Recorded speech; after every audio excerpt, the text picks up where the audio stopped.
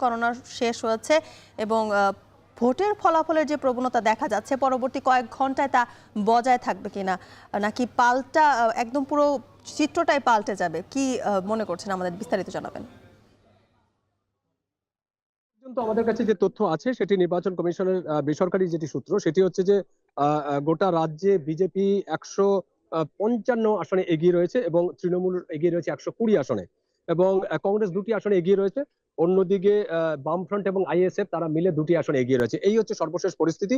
যদিও এটা বেসরকারি সংস্থার মতে নির্বাচন কমিশনের যে তথ্য সেই তথ্য অনেকটাই কম।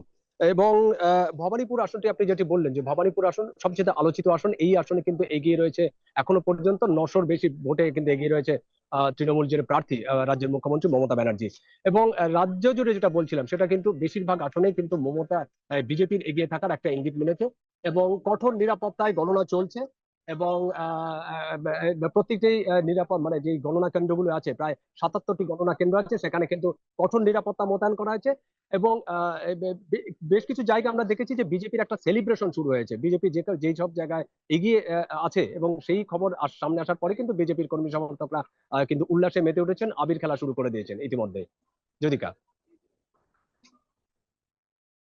কলকাতার বিধানসভা নির্বাচনের খবর জানাতে যুক্ত ছিলেন দীপক দেবনাথ।